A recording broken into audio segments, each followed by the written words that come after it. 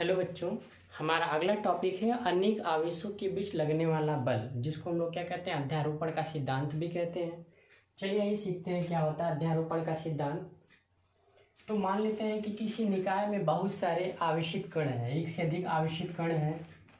एक आवेश आपका Q1 है, एक आवेश आपका Q2 है, एक आवेश आपका Q3 है, एक आवेश आपका Q4 है।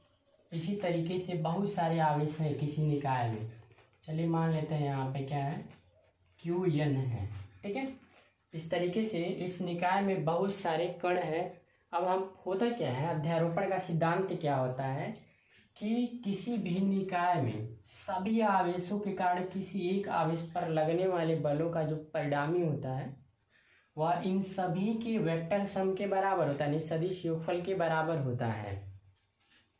मतलब हम क्या कह रहे हैं, ऐसे समझिए, आवेश Q1 पे आवेश Q2 के कारण लगने वाला बल, एक बल मिला, इसको हम लोग नाम दे सकते हैं Q1 पर लगने वाला बल, यानी Q1 Q2 के कारण लगने वाला बल। एक बल का नाम हो गया क्या, F12। सेम इसी तरीके से Q3 के कारण भी Q1 पर बल काम करे। Q3 के कारण भी जब Q1 पे बल काम करेगा तो इस बल का जो नाम बनेगा, इस बल के नाम को हम लोग क्या लिखेंगे,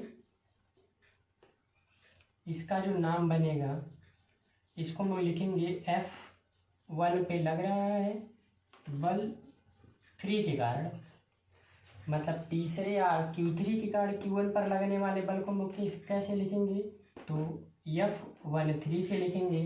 सेम इसी तरीके से Q4 के कारण इस पर लगने वाला बल क्या होगा,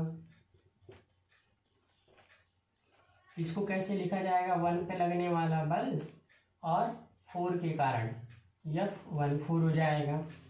एक और बच गया, मान लेते हैं nवां कण है और nवें कण से मिलाने वाली रेखा वो ले लेते हैं और इस पे लगने वाला जो बल है वह क्या है, F1n।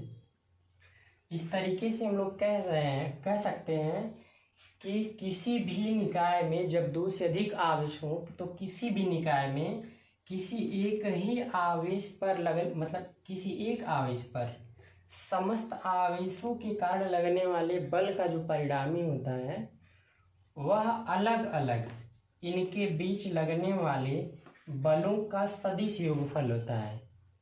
एक बार फिर सुन लीजिए, किसी भी निकाय में जब दो से अधिक आवेश होते हैं, किसी भी निकाय में जब दो से अधिक आवेश होते हैं तो किसी एक आवेश पर पूरे आवेशों के कारण लगने वाले बल का जो परिणामी होता है वह बारी बारी से अलग अलग इनके बीच लगने वाले बलों के सदिश योग के बराबर होता है।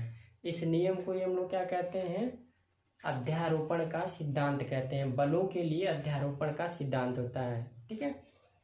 अब यहाँ पे अगर हम लोग बात करें अध्यारोपण के सिद्धांत से, तो परिणामी बल का मान यानी कि F अगर हमको निकालना है तो वेक्टर F कैसे निकलेगा, F कहाँ पे, F नेट जो है वह कहाँ पे, Q1 पे परिणामी बल की बात करेंगे, ठीक है। Q1 पर परिणामी बल की बात करेंगे तो किसके बराबर होगा, इन सभी के योगफल के बराबर होगा, यानी कि vector 12 plus vector F13 plus vector F14 plus dot dot मान लेते हैं। इसी तरीके से जो हमारे पास nवां आवेश है तो क्या हो जाएगा, F1n इन सभी के योगफल के बराबर होगा। इन सभी के जगह पे आप सभी का मान रख लीजिए। मान लेते हैं कि जो आवेश Q2 है वह कितनी दूरी पे है, ठीक है। मान लेते हैं इस निकाय में जो आवेश Q2 है वह R2 दूरी पे है, आवेश Q3 जो है वो R3 दूरी पे है, आवेश Q4 जो है वो R4 दूरी पे है, और इसी तरीके से nवां आवेश जो है वो कितनी दूरी पे है, Rn दूरी पे है। तो इस कंडीशन में जब सबके जगह पे फार्मूले में मान रखेंगे तो सबके फार्मूले में से एक चीज़ तो कॉमन होगा, 1/4 pi epsilon not, 1/4 pi epsilon not, सब में से कॉमन होगा। बाकी इन दोनों के बीच लगने वाले बल के लिए हम लोग क्या लिखेंगे, Q1 Q2 अपान दूरी का स्क्वायर, R2 का स्क्वायर। सेम इसी तरीके से 3 वाले के लिए आप लिखेंगे तो Q1 Q3 upon r3² plus dot dot dot. इसी तरीके से आप n वें के लिए भी लिखेंगे, सभी के लिए इसी तरीके से लिखा जाएगा। चलिए n1 भी लिख लेते हैं यहीं पे। ये आपका f बना था क्या, F12 था। n वाले कण के लिए लिखेंगे तो क्या बनेगा, Q1 Qn अपॉन Rn²।